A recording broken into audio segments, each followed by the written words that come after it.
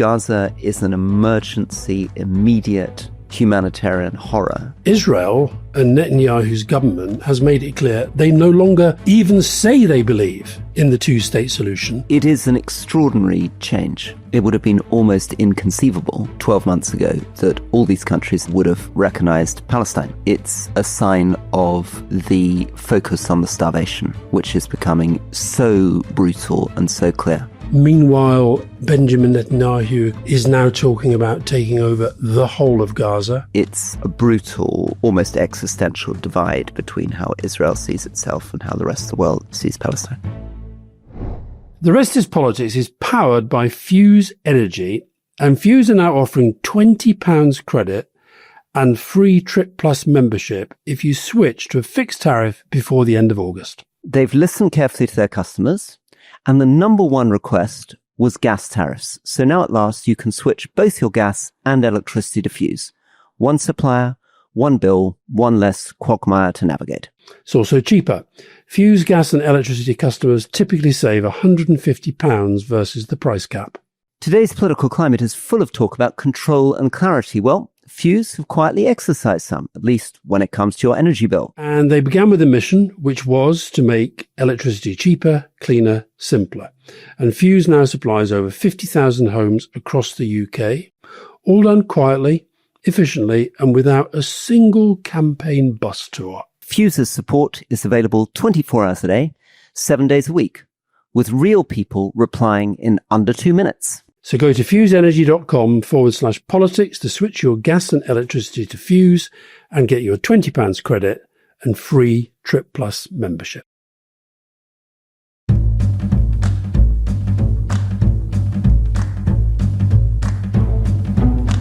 Welcome to The Rest is Politics with me, Alastair Campbell. And with me, Rory Stewart. And Rory, welcome back from Colombia. Thank you.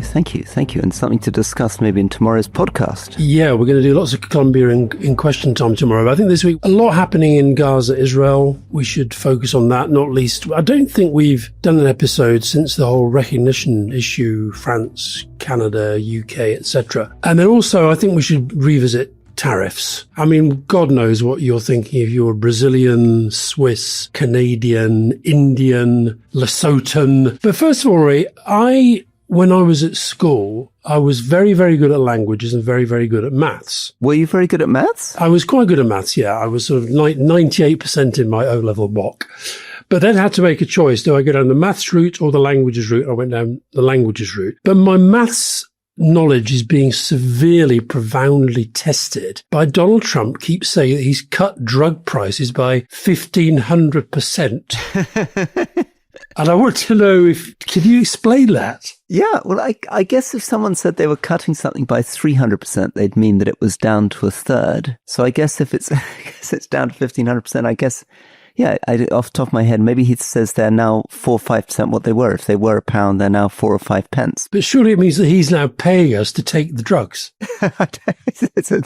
Yeah, I agree. It's testing me, and it's presumably not true. His other great one, which I think have touched on in the past, is this amazing 2-week thing. Everything's always going to happen in 2 weeks. Yeah. We're going to have a great deal in 2 weeks. In 2 weeks' time, we're going to have this. It's going to be sorted in 2 weeks. I think he'd reduced it to 10 to 12 days for the ultimatum to Putin, during which he and Medvedev have indulged in this sort of really childish tit-for-tat on social media, which then involved Trump claiming he was moving nuclear submarines. Anyway, let's put him to one side until part 2, and let's talk about Gaza. What have you made of the whole recognition? So I think the first thing is that it is an extraordinary change. It now looks as though by the UN General Assembly, the likelihood is that 3 of the countries out of the G7, Canada, France and the UK, and 2 members of the permanent members of the Security Council, in addition to Russia and China, so it'll be 4 out of 5 members of the Security Council, will have recognized Palestine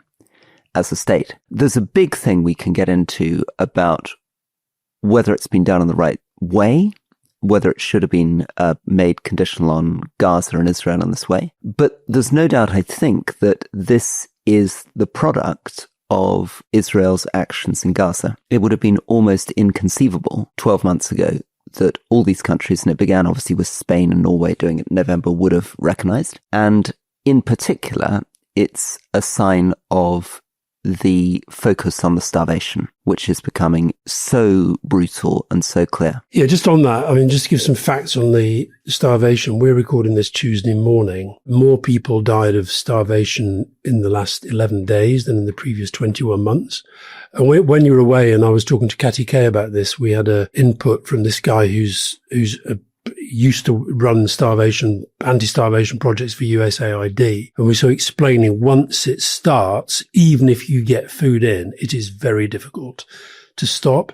Meanwhile, the Israeli military killed just short of 100 Palestinians, including 56 on the way to try to get aid in Gaza. Meanwhile, Benjamin Netanyahu, according to the Jerusalem Post, is now talking about taking over the whole of Gaza. Meanwhile, Ben Gvir, in breach of his own government's policy, went to pray with Jews at one of the sacred mosques. Taking, I think, 4,000 people. With 4,000 settlers. I think this is all built up to a sense of public opinion in the democracies that you talked about, UK, France and Canada. Public opinion really demanding change in stance, change in attitude. You made a very interesting point about whether we could argue about whether it was done in the right way. So Macron, I think, clearly wanted to be out front because that's where Macron likes to be. I thought there was a very odd line in his approach, essentially saying that he talked about this would have to be a demilitarized Palestinian state.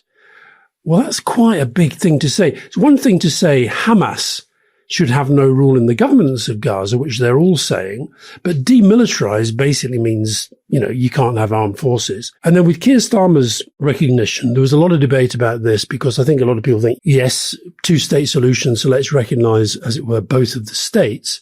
And we can get onto the Montevideo definition of what a state is. The issue with Keir Starmer's recognition was essentially he was applying conditions of recognition that applied to Israel. In other words, we won't recognize if Israel does A, B, C, D. Whereas I wonder whether it might have been sensible to say, the context is the war. We condemn the way that Israel is conducting that war. We will recognize Palestine, provided that Palestine does ABC. I think that's a different way of doing it. Yeah. And then Canada, poor old Canada. I know we're going to talk about tariffs later. Mark Carney comes out and does it. And immediately Trump makes it part of his trade war. A couple of questions on Starmer. One is, I think it would have been incredibly powerful if Macron and Starmer had made a joint statement with the same policy at the same time. Yeah. Because Britain and France are the two authors of the Sykes-Picot Agreement, which is right at the heart of the problems in the Middle East. They are the two permanent members of the Security Council. I think that was a really missed opportunity to as a way of partly demonstrating what, you and I care about a lot, which is thinking about how there's a joint European voice on defense and security. But just internationally, I think it would have been, to do some Trump maths, maybe 3 times as powerful to have the two together than having them separately. Any thoughts on that? No, I agree with that. In fact, funny enough, I was pinging texts to sources close to the Prime Minister and the French President at various points, not least around the summit that we had, saying, look, this recognition issue is clearly kind of in the ether. Wouldn't it be really, really powerful to do it together? I think that there were probably issues around would they say exactly the same things? I think they could have ironed those out. I know that Jonathan Powell, and, Jonathan, as you know, I've got huge admiration for Jonathan, and he's a real sort of expert in peace processes as well. I think he felt that this should be part of a bigger thing. And maybe what they were doing was they thought, well, Macron's going to go out on front because that's what Macron does. Let's see if we can sort of build in a sense of momentum. And then Canada comes in, etc. But I agree with you. I think that would have been powerful. And of course, on the one hand, we said, again, talking to Catty, I made the point that Trump and Netanyahu have sort of engineered this situation. So it's like theirs are the only voices that count. Whereas I think if the European voices come together, I think there's an acceptance that Merz, Germany are not going to be in this position. They're in a different position and they're probably going to stay there. But I think the power of the international voice, I agree with you. I think it would have been more effective. And now, of course, we get to September. There's no way that Netanyahu is going to abide by these conditions. He's made that absolutely clear. Au contraire, Pache, the Jerusalem Post, they're going, and Ben Gvir as well. I mean, Ben Gvir is an incredible thing. That's like impunity within impunity, We've talked about Israel, the government operating with impunity in Gaza, or seeming to. Now we have Ben-Gvir within his own government operating with impunity. That's an interesting one, isn't it? Just on Ben-Gvir, because often when we are getting emails attacking what we're saying, one of the claims is, well, Ben-Gvir doesn't really speak for the government. But I think that makes no sense at all. I mean, partly it is that Smotrich and Ben-Gvir were given these key posts of finance minister and security minister. But also, clearly, as you say, it's not just that they are part of the cabinet. It's that it appears that they can do whatever they want. Nothing they do gets any criticism, presumably because they could topple the government at any moment. Just a little overview again, because I was trying to get my head around this, about this question of recognition and why it didn't happen earlier. So there's a strange story. Up until 1967, there wasn't really a Palestinian state to recognize, in the sense that Egypt had taken Gaza and Jordan had taken the West Bank. They were part of other countries. After 67, when Israel occupied that territory, and particularly from about 1980 onwards, there was increasing moves pushed by Yasser Arafat to try to get people to focus. And I think by about 1988, you had this, particularly not just Arab governments, but you had Eastern Bloc governments, former communist or then communist countries recognizing Palestine, which is why quite a lot of Eastern European countries in the European Union today recognize Palestine. They haven't had to do it recently. I think Poland, for example, recognized it back in 88, and that's when Russia recognized it, etc. But the real story, I think, began to change most dramatically after Oslo, because, of course, with Oslo, this Norwegian agreement, the world signed up to a two-state solution. And once you get an idea of a two-state solution, the logic is, well, why are you not recognizing a Palestinian state if you believe in a two-state solution? And there was this mealy-mouthed excuse, which is, no, we need to hold it back for part of the negotiations. Somehow the idea was that conferring statehood would be the last stage of this complicated peace deal. But in reality, it was because Israel would have been very angry if people had recognized it. And so people held off. There was a big push again with Abu Mazen, I think sort of 99, 2000. And we ended up with a situation where before October the 7th, nearly 3/4 of the countries in the world recognized Palestine as a state. But the major Western European G7, G20 countries generally didn't. Yeah. And then we had two little bits, didn't we? We just interviewed the Norwegian Prime Minister, which I think people will love, because he was incredibly good, I thought, on Gaza, very strong, very clear. So we had Spain and Norway, and now we're going to the second phase. Rory, why do you keep forgetting Ireland and Slovenia?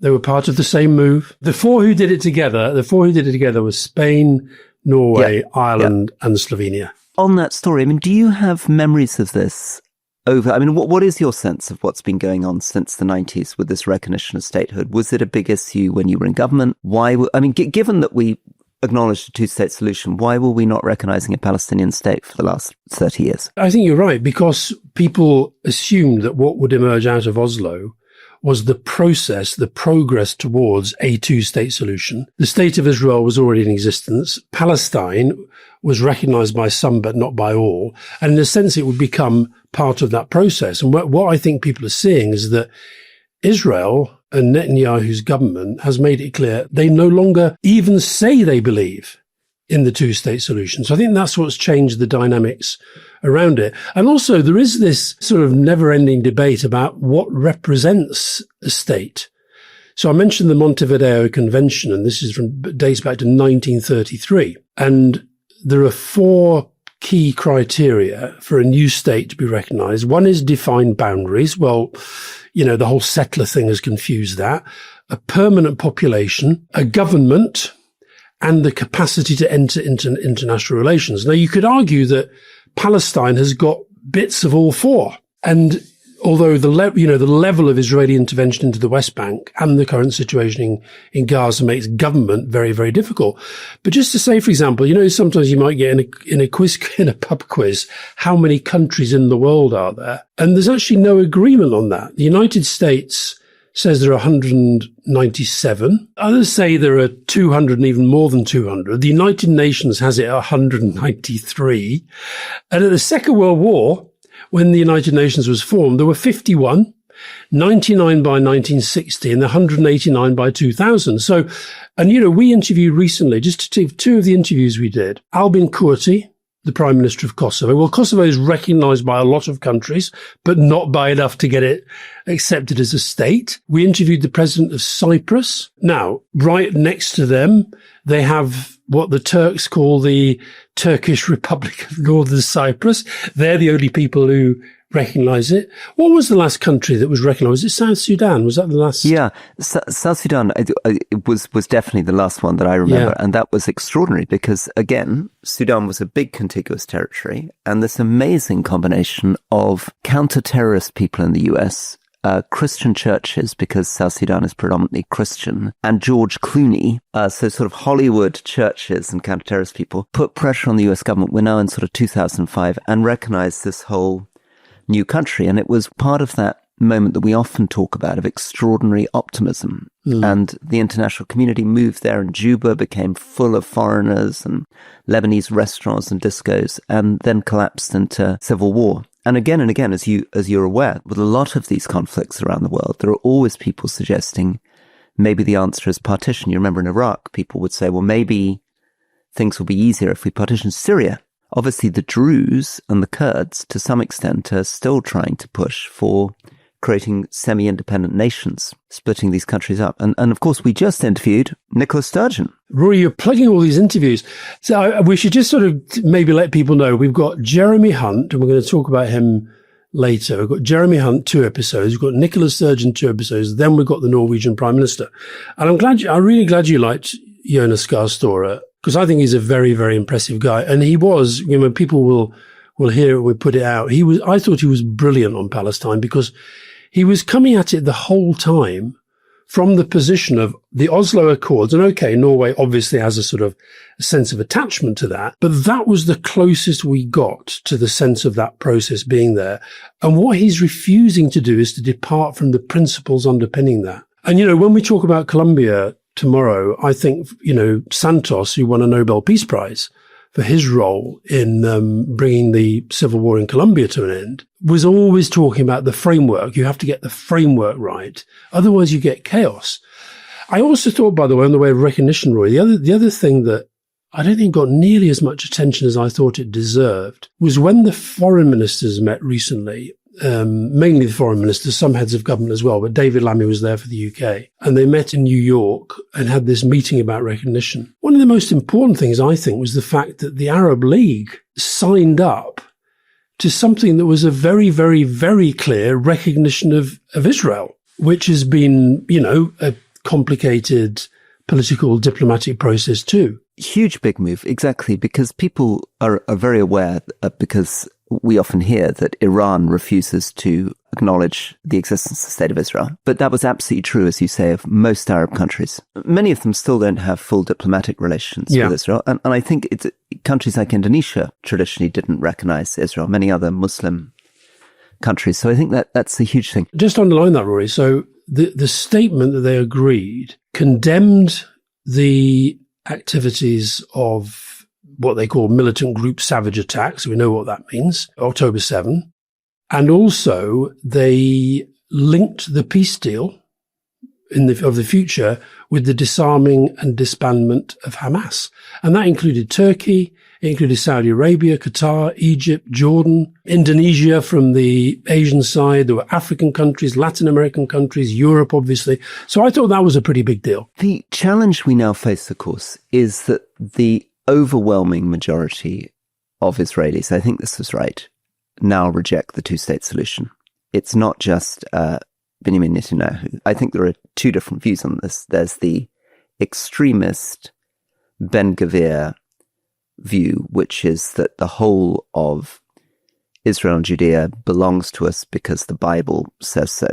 And we're simply going to, effectively for some of the extremists, Smotrich talks openly in terms that sound like ethnic cleansing. Let's just push out all non-compliant Palestinians and just create a massive Israeli state over all the Palestinian territory. The more mainstream opinion, I think, is not that they're making a great claim on the Bible. Traditionally, these might have been people who'd be prepared to compromise on some of the history, but who simply believe that any time they leave territory, leave South Lebanon, leave Gaza, they end up with terrorists, a terrorist state on their borders. And therefore, they, particularly after October 7th, can't contemplate the idea of a Palestinian state because they believe a Palestinian state is simply a guarantee that you get a Hamas or a proto-Hamas. So we know, and that's just a long way of saying, we're now in a position where 3/4 of the countries of the world, and now Britain, France, and Canada, have signed up to something that is offensive to the overwhelming majority of the Israeli population. So there's now this is not the 90s anymore. There's now it's feeling more and more like a brutal, almost existential divide between how Israel sees itself and how the rest of the world sees Palestine. Yeah. I guess the other thing we should recall is that over last weekend, Israel released another video that was filmed by Hamas of one of the hostages emaciated, digging his own grave. So that is, for obvious reasons, what drives a lot of the anger and the hatred within Israel. But I think where I'm not sure I completely agree with you, I think there is a fairly unmovable and pretty sizable chunk of Israeli public opinion that really does think Netanyahu's been exploiting this at various points for his own survival, hasn't actually seized those opportunities when he maybe could have got more of the hostages back. And I think when the reckoning is told on this whole episode, then, look, who are we to say what history judges? But I think it's not impossible to imagine that Israel itself and the actions of this current government, and particularly the extremists that we've talked about, have inflicted as much damage upon the standing of the state of Israel as any outside forces. Well, we've had this shift, haven't we? Quite an important shift, which is to Israeli human rights groups, well-respected Israeli human rights groups, now saying that what's happening in Gaza is genocide. Yeah. Ehud Olmert, who we interviewed, the former Prime Minister of Israel, being more and more outspoken. There was a brilliant interview done by the Guardian podcast with a surgeon called Nick Maynard, who'd just come back from Gaza. And for people who don't want to hear, and I think a lot of people don't want to hear about what's happening in Gaza, or who hear Netanyahu said it's a bald-faced lie that there's starvation in Gaza. Nick Maynard I think it's the small details that are so telling. He says that he was working with American doctors who'd heard that there was a shortage of infant formula. So they'd flown from the US with their suitcases packed full of infant formula. And every last packet of infant formula was confiscated from them by the Israeli military at the border. Just weren't allowed to bring in baby formula.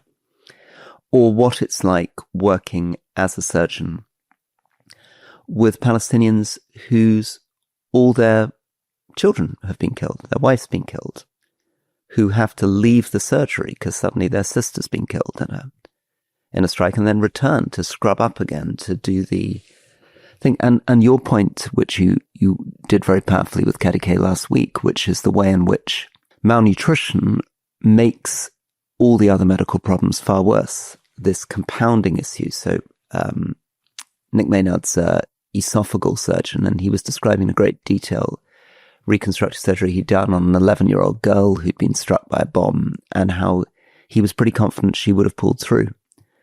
But of course, the malnutrition means that it's much more difficult for people to recover from surgery, secondary infections. The other thing, maybe before we go to break, I'd like to plug is, because, in this modern age of TikTok and all the rest of it, and, the Israelis in their own way are very powerful communicators. I think their communications has been a bit of a disaster because they're so kind of aggressive and denialist and so forth. But they're very effective historically as communicators, but you have to be kind of snappy. And one of the most impressive things I saw was a 3-minute thing on social media from Mehdi Hassan, who, coming very much from a sort of anti-Israel perspective on one level, but he was just debunking some of the lies that they tell. And that's where I think they're doing themselves a lot of damage. And because they know that Trump lies a lot, we're going to talk about this in the second half. I think he's kind of sui generis in a way. There's nobody else like him. People may think they can operate like him, but I don't think it's nearly as He gets away with more than other countries do. He gets away with more than other leaders do. I wish he didn't, but he does. And so I think the Israeli, I've said this many, many times before, that I know they don't listen. And I mean, David Menzer has stopped even replying to, I thought we might try and get the president on October the 7th, for example, to talk about, to reflective look back on the whole thing, but he's not even replied to that. But I think their communications is a bit of a disaster for them. Yeah. Well, just to wrap it up, I suppose those two things connect, don't they? Because it's clear that this recognition of Palestinian statehood is driven by what Israel has been doing in Gaza. But I think it's also worth returning to your first point, which is there's something that doesn't feel quite right in making recognition of statehood conditional on Israel's actions. I mean, either Palestine's a state or it's not. Yeah. And actually, you could recognize Palestine as a state separate from Gaza, because Gaza is an emergency, immediate humanitarian horror that should be pursued through international law, through international courts, normal approach to international law, and shouldn't be muddled up with the question of statehood. And I think there was some missed opportunities along the way. I think it would have been very, very nice to see this done as a big joint diplomatic statement. However, probably in the long run, it shows things strategically shifting against Israel in global opinion. Let's take a break, come back and talk about tariffs, Trump, and some very interesting advice that Jeremy Hunt has for Keir Starmer. Very good. See you after the break.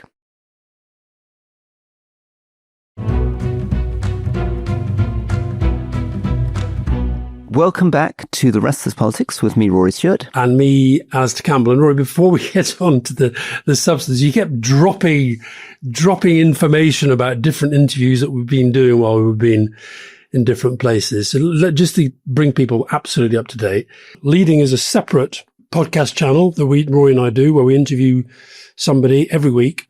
We've mentioned Jeremy Hunt, and the current episode out now is Jeremy Hunt. Part 2 of that interview is out this coming Monday. But if you can't wait, you can become a member of the Rest is Politics Plus, and you do that by going to therestispolitics.com. So we go Hunt, Nicola Sturgeon, then the Prime Minister of Norway, my friend Jonas Gahr Støre, and then we might have a little bonus episode with the President of Guyana as well.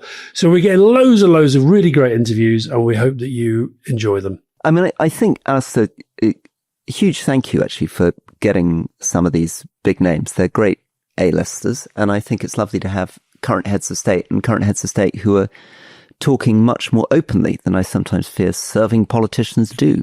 Yeah. I think that King Harold might be upset that you just referred to Jonas Gahr Støre as the head of state, Rory, you as a sort of out-and-out monarchist. But there we are. Yeah. Head of government. I'm going to say as well, I enjoyed Jeremy Hunt a lot more than I thought I would. I thought he was, and it goes, he's still a politician, he's still an MP, but it does, I think, go to your theory. He's no longer in the cabinet.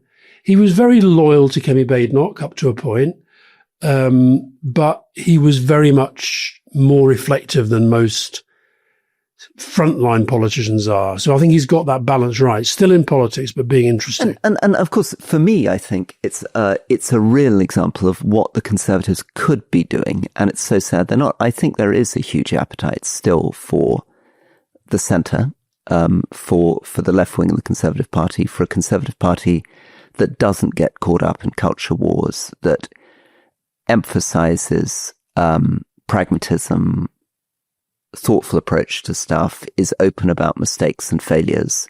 And I think there's huge opportunities actually for, if the Conservatives wanted to, for taking on Labour, because I think there are real communications problems.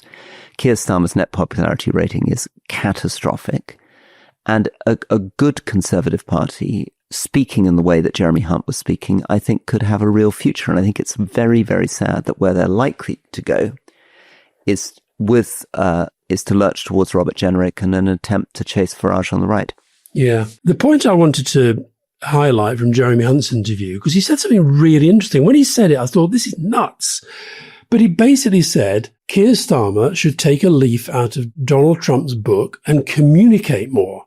talk more to the public. Now, I said earlier, I don't think there's anybody in the world like Trump in the way he, those 75-minute rambles he did at Turnberry, and, he communicates 4 or 5 times a day. And there's something about Keir's communication style anyway, which maybe doesn't lend itself to the same sort of communication. But the more I've thought about it, the more I think, he might have a point. We don't see enough of the Labour government talking about what the Labour government is doing, other than when they're on the defensive.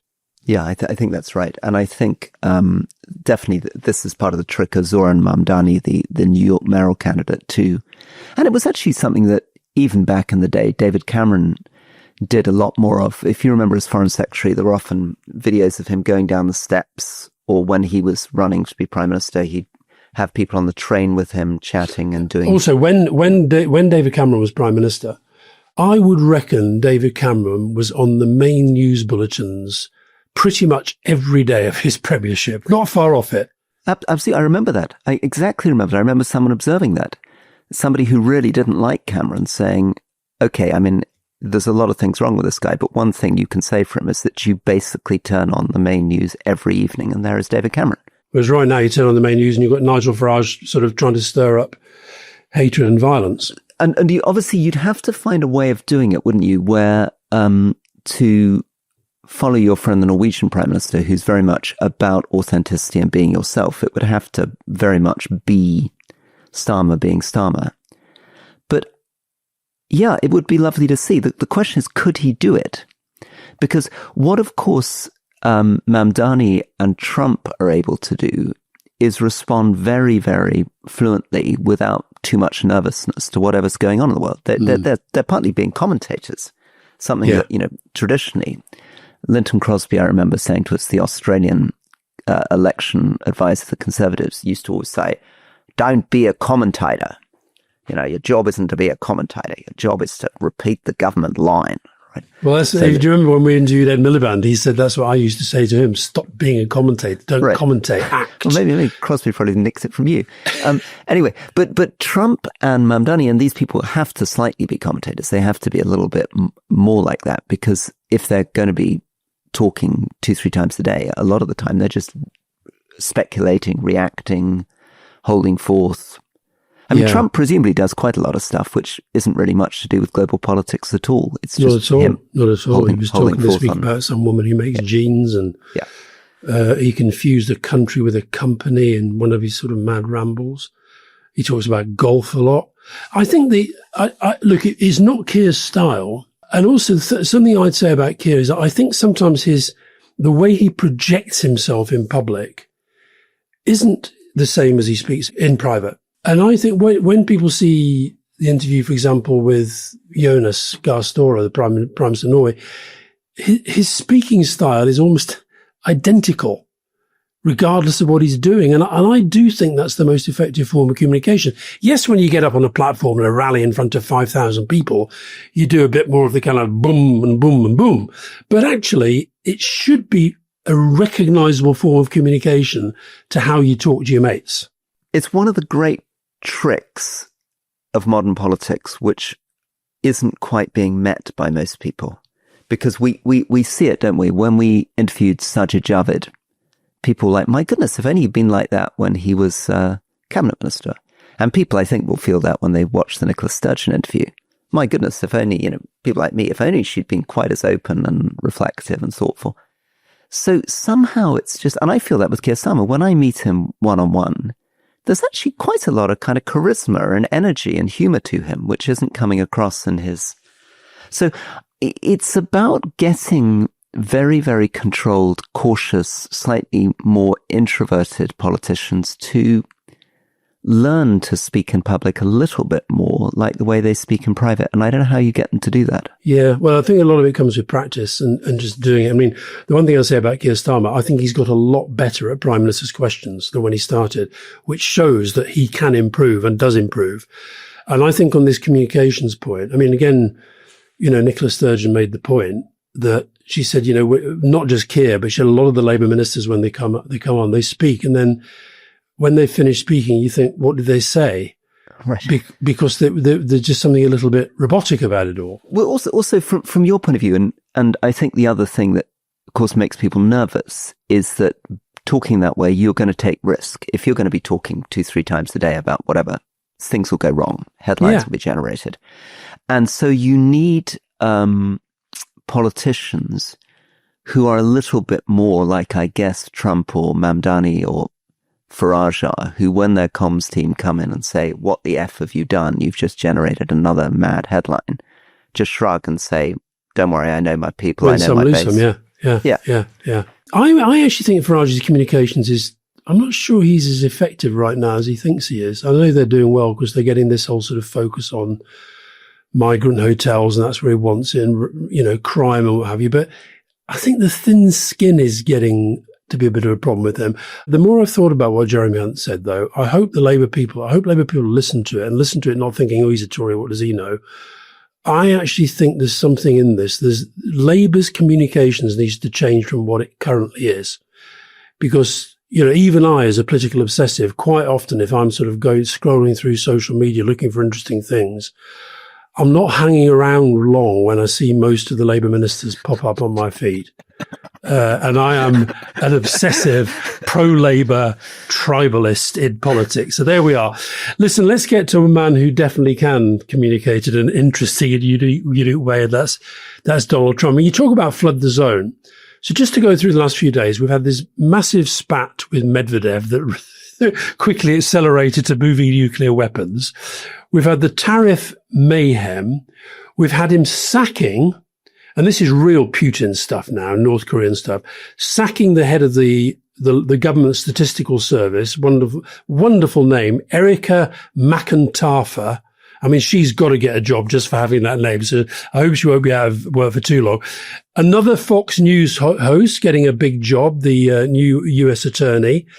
We've also had, maybe we should have covered this in part one, the $60 million that he wanted thanks for from the starving in Gaza. Turns out it was only $3 million, but he has found he is finding $200 million to buy, to build a new ballroom. Meanwhile, Ghislaine Maxwell's being moved to a low security prison. Just after the Deputy Attorney General went to have a chat about Jeffrey Epstein and Donald Trump. Interesting. And to add to it, Columbia University has signed a very, very controversial deal where they've, you remember the federal funds were suspended by Trump. He's now releasing money to Columbia University in return, essentially, for Columbia signing up to what an academic at Columbia University effectively means that when he teaches his Middle East course, he can criticize pretty much every country in the Middle East, but he cannot make points about Israel. He doesn't feel he'd be able to, and there's an extraordinary sort of academic policing outfit that has been agreed as part of this deal to monitor courses, provosts, etc. Just on tariffs, though, I mean, the thing that caught my attention, particularly because I'd been in Latin America, was what's happening in Brazil. But as you've pointed out, there's much more than that. But let's just start with Brazil as an example of what's going on. Trump has imposed 50% tariffs on Brazil. Now we're so deep into this Trump world. It's only August that 50% tariffs doesn't startle people anymore. But it's an incredible level. I mean, these are levels. This is essentially economic sanctions. This is the sort of thing that people used to do against Russia or South Africa, and he's doing it against Brazil. And why is he doing it against Brazil? He's doing it against Brazil not because Brazil has a trade surplus with the United States. He's doing it against Brazil because Brazil and its Supreme Court justice are prosecuting Jair Bolsonaro, the previous president, who did his own mini January the 6th. So they're pursuing him for essentially insurrection and a coup. Bolsonaro's son has been hanging out in DC, presumably going to the new members-only club set up by Trump's kids and Witkoff's kids, and has somehow convinced the Trump family that they need to get his dad out of jail. So 50% tariffs, now sanctions against the Brazilian Supreme Court justice, and travel bans. And Lula, who's a leftist leader, now has his own cap, which looks like a sort of pseudo-MAGA cap, asserting Brazilian independence. But he's in a very, very difficult situation. Same situation Canada's in, Mexico's in, we'll get on to Colombia tomorrow. How on earth do you keep a sense of national sovereignty, national pride? You can't say, listen, it's fine, interfere in my judicial processes. We'll sack the head of the Supreme Court. We'll drop the entire legal processes of Brazil. Please, dear America, drop the 50% tariffs. Anyway, over to you. No, it's quite incredible. And it's a sort of form of strategic mayhem, the whole thing. I mean, the other two that really I found fascinating, the first was India, because Trump has always talked about this great relationship with Modi, and Modi has always talked about this great relationship with Trump. And whenever they visit each other's countries, they have these 80,000 people rallies in massive cricket stadium, tell each other, posters of each other all over the place.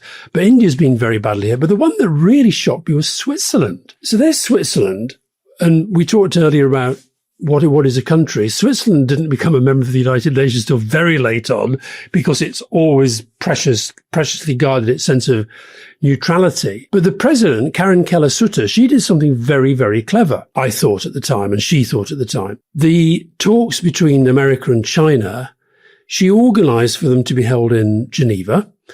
And at the time, she managed to get a meeting with Scott Bessent, the Treasury Secretary.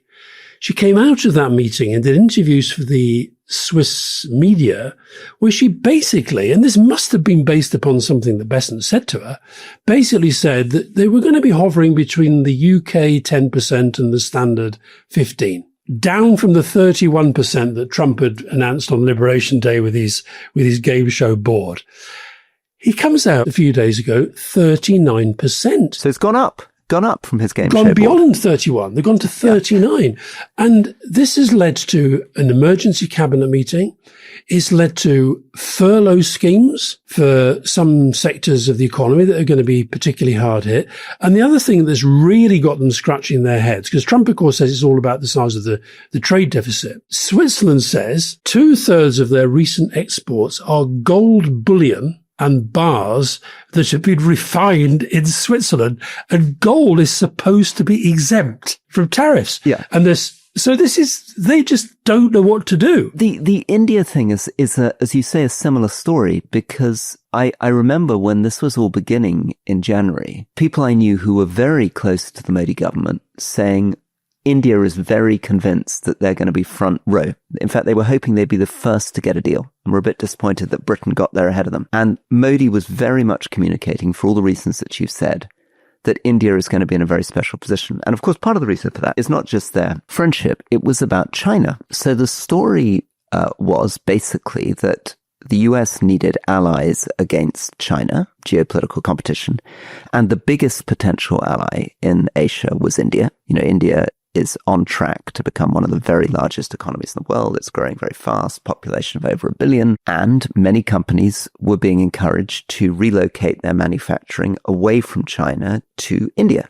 So Apple, for example, move its manufacturing from China to India. So India thought it was sitting very pretty, that it had very cleverly positioned itself as the alternative to China, the big, rapidly growing investment location and the US's greatest ally in the region, with its own navy, which could help. So for all those reasons, both the personal connection and the geostrategic, they thought they'd be fine. And they have been hit unbelievably hard. Now, that means that if you are an international manufacturer trying to manufacture goods, you picked up that China wasn't going to work. You were thinking, maybe I move to India, maybe I move to Vietnam, but all of them have now been hit with tariffs. And this means that the basic goods that we're all dependent on, if you're an American consumer, everything from T-shirts to Apple, you're basically hit with a very, very high VAT. It's like a sales tax. So it would be like putting up VAT by 25%, or in the case of China, 40% on key products. And this is bringing revenue in. Trump's making a lot of money on this. He may well make hundreds of billions of dollars off this. But he's doing it by cutting taxes on the rich and then putting what's basically a VAT on the poor. Yeah, absolutely. And he's also squandering lots of goodwill. I mean, say with Modi, he spent so much time and effort building good relations with Modi, and now comes along and does this. And of course, the other thing that the Swiss is sort of really baffled about, because it's quite hard when, Switzerland, they basically say they're already the world's 6th largest investor in the US. They're the biggest per capita. right? And there's even talk now, I mean, I can't see the Swiss doing this, but actually they've got a big order for F-35 fighter jets from the States. Yeah, that's right. About saying, well, maybe we don't take their fighter jets. But you know, so Switzerland, what have they done? They've now got the highest tariffs in Europe. And globally, there's only Brazil, Syria, Laos and Myanmar that are higher than them. Fiona and I are actually going to Switzerland in a couple of weeks, so we'll be able to check it out. But I was reading one of their newspapers, Blick, and it said that this is the country's biggest defeat since the French victory in the Battle of Marignano in 1515. What'd you do? Come on, Rory, let's imagine you are the president of Switzerland. What do you do? Oh, it's impossible, isn't it? Because we know that one thing that Trump really likes and has worked for some countries is announcing a massive package of investment in the US. So when Europe announced, I think it was $600 billion worth of investment, he cited that as a reason to bring the tariffs down to 15%. Even though it's meaningless. Even though it's meaningless, right? But as you say, the problem for the Swiss is they've already got a huge amount of investment. And of course, as we found with Norway, when we were talking to the Norwegian Prime Minister, and indeed when we talked to the Danish Prime Minister, smaller countries in Europe, like Switzerland, Denmark or Norway, are very, very vulnerable to the US. They're very open economies. They're very much dependent on global trade. And they're frankly very weak. They don't have much leverage. It's the first time, I think, that Switzerland has really experienced the pain of not being in the European Union customs union. Because the trick that Trump didn't do that people were afraid he might do is to try to do divide and rule within Europe. Now, I don't know how on earth Europe would have responded, but there was a fear for a moment, you remember, that he might think, well, actually, you know, I don't really like what Spain's doing on recognition of Gaza. We'll go after it. Suddenly now Switzerland, which seemed to have this very complicated but very fruitful relationship with the European Union, is in real trouble because it didn't manage to get in on that 15% tariff negotiation. I don't know what you do. And I, God forbid you think that you can go down the Mark Rutte route, which is that if you just totally humiliate yourselves, say Trump should get the Nobel Peace Prize, call him daddy, call him Mr. Bigley, wonderful president, you get out of this hole. The other thing I think that's interesting is that we used to say, in talking about Trump's tariff policies, that there were four basic agendas which contradicted each other. Number one, he wants to move manufacturing back to the US, so leave China back to the US or leave Switzerland back to the US. Number two, he's trying to make money, in which case the manufacturing stays outside the US and he makes money as it comes in. Number three, he's trying to chase fentanyl. Number four, he's trying to punish China. But it's clear, I think now, that it's quite different, that yes, he is going to continue to make revenue from it, and he likes his 10% because it'll bring money in at the expense of poor Americans. But it's now become a general purpose tool. If you're doing stuff we don't like with Russia, which is the story with India, if you're prosecuting Bolsonaro, if in the case of Colombia, you're refusing to take people back on a plane, we're just going to use this. And Syria, I guess. I mean, presumably Syria doesn't have a big trade surplus with the US. So those tariffs are just there, I don't know what, as leverage over the Syrian president. Yeah. They're sanctions, aren't they? They're basically forms of economic sanctions, yeah. Having just lifted other sanctions. And I mean, that's what I say. It's kind of strategic mayhem. Maybe just before we close, Rory, what did you think of I mean, I was sort of maybe a bit too lighthearted about it because of her wonderful name, Erica McIntyre. But what are we to think about the president of the United States, still the biggest economy in the world, firing the head of the statistical service because he said she was coming up with phony job figures? She inflated the good job figures for Kamala, bad job figures for him. Everybody in that world, including people who have worked under Trump before, has come out and said this is ridiculous. And then if you look through some of the history, the New York Times had a very interesting piece about the history of countries where they've tried to fiddle basic statistics. I mean, there's the old joke about the Soviet Union, the tractor production, the potato production. But Greece, they got into a real mess by faking their deficit numbers. China constantly manipulating their growth figures. And, you know, Argentina, I'd forgotten about this until I read it. Argentina in, you know, early in this century, systematically understating inflation figures so that eventually the international community no longer bothered to read Argentinian government data. So this is a bad move, isn't it? It's a very bad move. And it's also, again, creating this strange sort of Bulgarian Communist Party thing, which is that all the Republicans loved citing her. Yeah. That she was their go-to person. And now they've had to flip to say, oh, this person I was, quoting endlessly 2 weeks ago is now a villain. So there's a bit of the kind of sort of show trials going on. We don't know. I think to finish on a sort of bigger note, one of the things you're reminding me of is that there's no real historical precedent for an economy the size of the United States in a world this globalized doing these kinds of things. Because the things that you're citing are, Argentina, or even China when it was a growing, closed communist country. But there's something we don't know what to deal with, and the Switzerland story is part of this story. The US is so powerful, so big, so impossible to ignore, so entwined in the global economy, so powerful partly because actually they export much less than they import, partly because they're the world's reserve currency. We don't really know what happens with this experiment as it goes on. Normal economics tells you all those things that you've said. If you start screwing around with your tariff policy, you end up with expensive domestic goods, non-competitive domestic industries. You're shredding all your international alliances because you're alienating not just Switzerland and Western Europe, you're alienating Japan, India, South Korea, Canada, Mexico, right? And then you start destroying your statistics agency. You start going after your central bank. So we've got Jay Powell having to take a very firm line saying, I'm not going to be driven to bring down Israel. So at some point, you assume that investors are going to say America is ceasing to be a reliable, predictable investment location. But the global economy is in such trouble.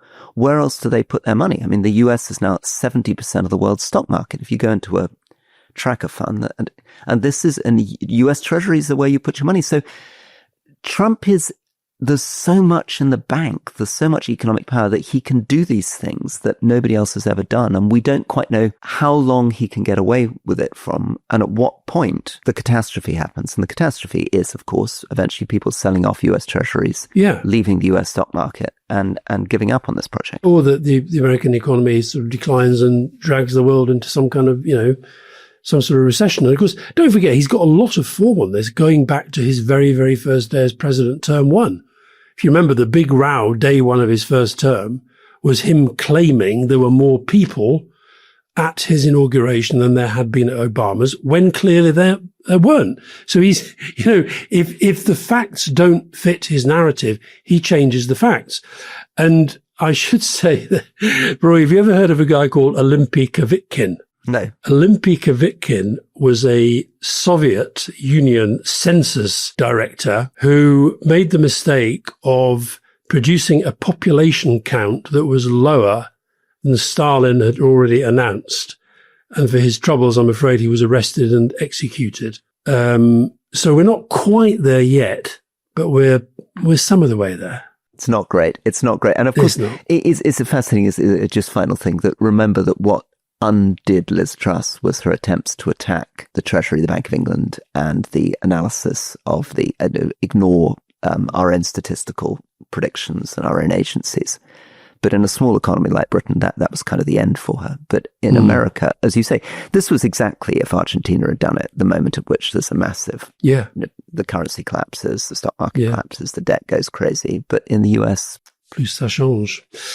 Okay, well, let's see tomorrow. We're going to talk about Colombia. We're going to talk about a couple of aspects of France and Germany not going so well.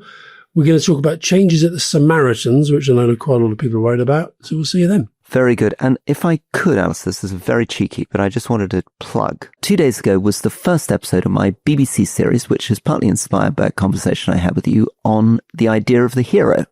So it's a program called The Idea of the Hero, From Achilles to Zelensky. It's out 9 o'clock in the morning on BBC Radio 4 on a Monday. If listeners want to listen, a jolly romp through different heroes from the classical world through to some painful discussions about Musk, Trump and Zelensky at the end. I think you should also probably mention BBC Sounds. BBC Sounds, that's right. They all go on there eventually. They all go on BBC. A little shout out, if I may, Roy. We've just had, I know you don't really follow sport, the most exciting test match series, probably in my lifetime, certainly since Ian Botham's Ashes, I think. England-India has been absolutely amazing, and I want to give a shout out to Test Match Special. When you're riding around the French countryside on a bicycle, there is no better thing to listen to than Test Match Special. So Aggers and Co, thank you so much. Oh, beautiful. Great. All right, well, a happy note. See you soon. See you soon. Bye-bye.